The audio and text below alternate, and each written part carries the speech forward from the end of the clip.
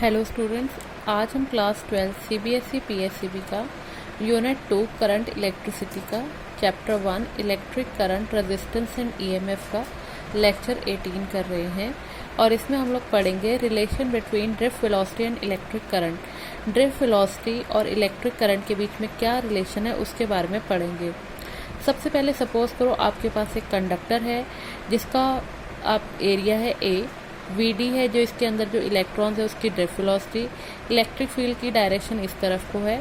ये हमने यहाँ पे बैटरी लगा रखी है और पोटेंशियल डिफरेंस है वी, बैटरी का पॉजिटिव टर्मिनल नेगेटिव टर्मिनल, और इस तरफ से फ्लो ऑफ करंट जो है वो पॉजिटिव टू नेगेटिव जा रहा है। और एल क्या है, लेंथ ऑफ द कंडक्टर। तो फर्स्ट आप क्या निकालोगे, वॉल्यूम ऑफ कंडक्टर। वॉल्यूम का फॉर्मूला होगा एरिया इंटू लेंथ। एरिया कितना है ए इंटू लेंथ कितनी है एल, तो वॉल्यूम आ गया ए dot L.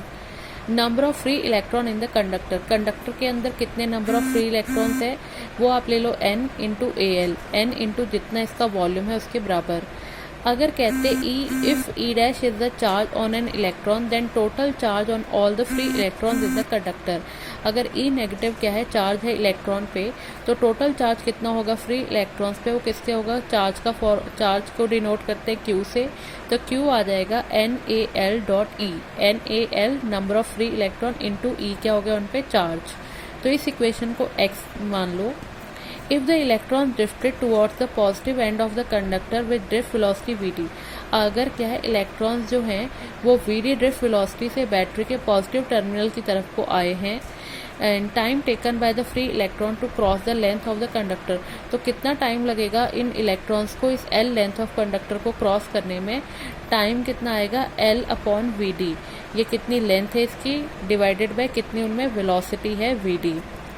Since current is defined as the rate of flow of charge through the conductor. Current की डेफिनेशन आपने पहले भी पढ़ी थी। करंट क्या होता है, rate of flow of charge, कितना नंबर ऑफ चार्जेस पास हो रहे हैं किसी गिवन टाइम में, तो आई आ जाएगा Q बाई टी। ऊपर वाली इक्वेशन को y और इसको x का नाम दिया गया था।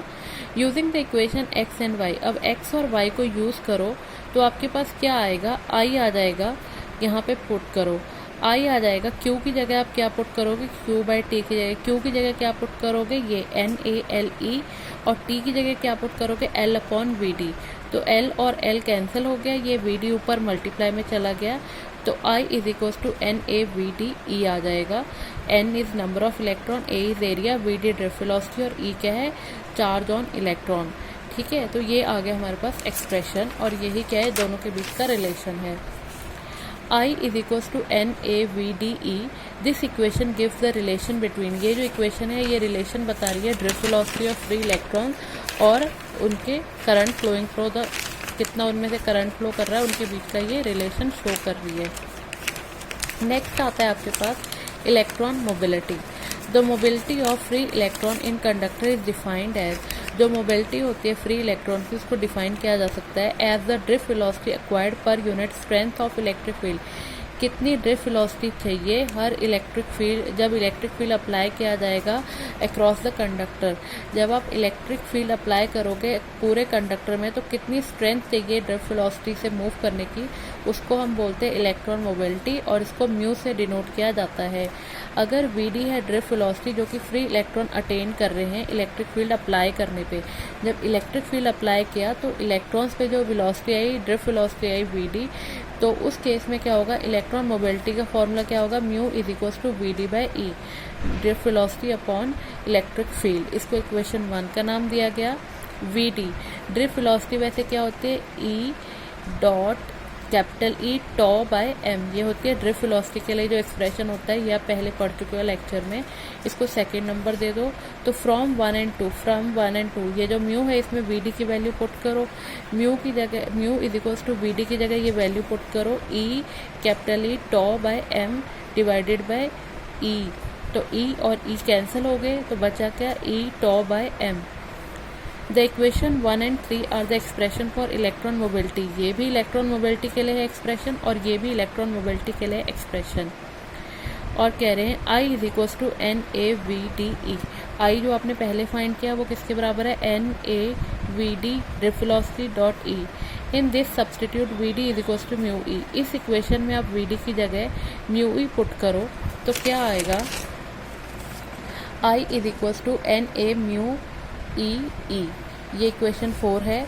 This equation gives the relation between electron mobility and current through the conductor. ये जो इक्वेशन है इसमें आपको रिलेशन पता लग रहा है करंट और इलेक्ट्रॉन मोबिलिटी के बीच में।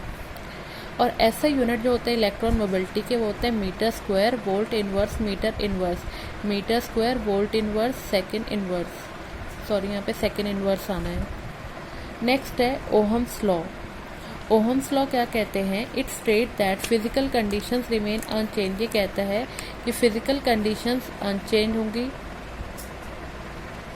Second inverse, it states that physical conditions remaining unchange, मतलब अगर आप फिजिकल कंडीशंस को चेंज ना करो तो जो current flowing through the conductor, जो करंट फ्लो करता है कंडक्टर में से, वो डायरेक्टली प्रोपोर्शनल होगा potential difference across its two ends. उसके दो एंड्स में जो पोटेंशियल डिफरेंस होता है उसके बराबर। क्या है? Potential difference is directly depend upon current. Potential difference directly proportional होगा करंट के। v is equals to proportionality का साइन हटा के यहाँ पे r आ गया। r को हम लोग कांस्टेंट ऑफ प्रोपोर्शनैलिटी भी कहते हैं, या फिर इलेक्ट्रिकल रेजिस्टेंस कहते हैं, या फिर सिंपली रेजिस्टेंस कहते हैं। R कांस्टेंट ऑफ प्रोपोर्शनैलिटी है जिसको इलेक्ट्रिकल रेजिस्टेंस या फिर सिंपली रेजिस्टेंस कहा जाता है। It's value depends upon, R की वैल्यू डिपेंड करती है नेचर ऑफ द कंडक्टर पे, कंडक्टर की डायमेंशंस पे और फिजिकल कंडीशन पे। ये क्वेश्चन 1 नंबर का आ जाता है कि रेजिस्टेंस किन किन चीज़ों पे डिपेंड करती है। तो रेजिस्टेंस डिपेंड करती है nature of the conductor, conductor की डायमेंशंस और फिजिकल कंडीशंस पे डिपेंड करती है। आगे टॉपिक आता है ओहमिक कंडक्टर्स। ये भी 1 नंबर का क्वेश्चन होता है। ओहमिक कंडक्टर्स वो होते हैं जो ओहम्स लॉ को फॉलो करते हैं, मतलब जिनमें पोटेंशियल डिफरेंस डायरेक्टली प्रोपोर्शनल होता है करंट के, उनको ओहमिक कंडक्टर्स कहा जाता है। और उनके लिए जो ग्राफ होता है ये V और I, पोटेंशियल डिफरेंस और करंट के बीच का जो ग्राफ होता है ओहमिक रेजिस्टर्स के केस में स्ट्रेट लाइन ग्राफ होता है। और फिर आते हैं non ohmic conductors. Non ohmic conductors वो होते हैं जो ओहम्स लॉ को फॉलो नहीं करते हैं। और अगर आप नॉन ओहमिक रेजिस्टर्स के लिए ग्राफ ड्रॉ करो तो वो एक कर्व लाइन ग्राफ आता है, वो स्ट्रेट लाइन ग्राफ नहीं होगा।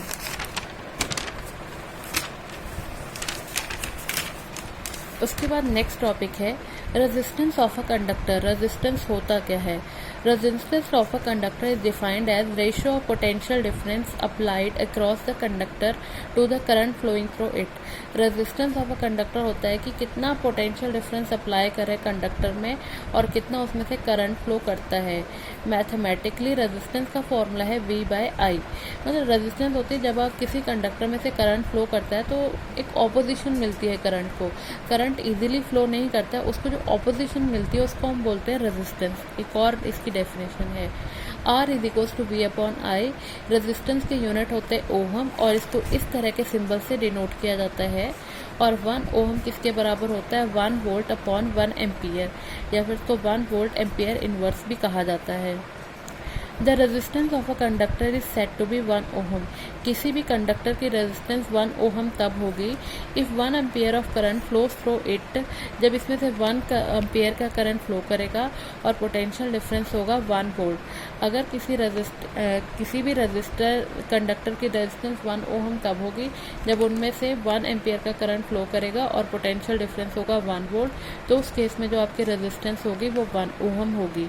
और ये भी क्वेश्चन आता है डिफाइन 1 ओहम, तो आपने बोलना है if 1 ampere of current flows through conductor when a potential difference of 1 volt is applied across it, तो रेजिस्टेंस होती है 1 ओहम।